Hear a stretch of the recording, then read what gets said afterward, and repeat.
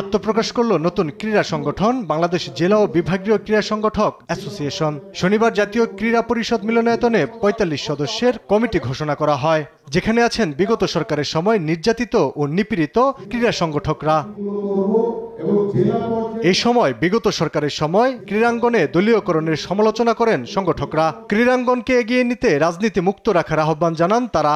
আমরা ক্রীড়াঙ্গনকে দলীয়করণ কখনোই করব না।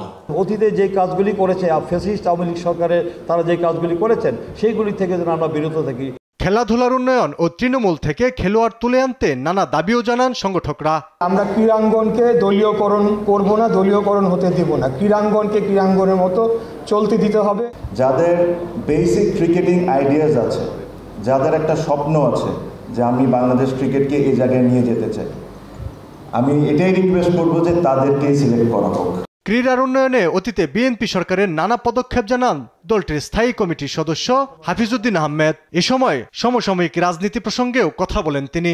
17 বছর সংগ্রাম করলাম একটা সুষ্ঠু নির্বাচনের জন্য, ওই নির্বাচনের তো কোনো নাম নিশানা দেখতে পাচ্ছি না, এবং ওয়াকিবহাল ব্যক্তিরা বলছে আগামী 2-3-5 বছরের মধ্যে নির্বাচন হওয়ার কোনো সম্ভাবনা নাই। তার কারণ বর্তমান সরকার নির্বাচন চায় না।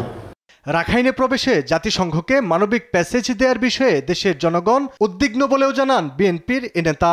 এখন তো আরেক বিপদ সামনে উপস্থিত হয়েছে, মানবিক করিডোর।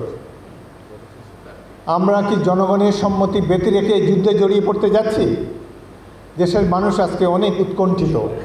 সরকারকে রুটিন ওয়ার্কে সীমাবদ্ধ থাকার আহ্বানও জানান বক্তারা।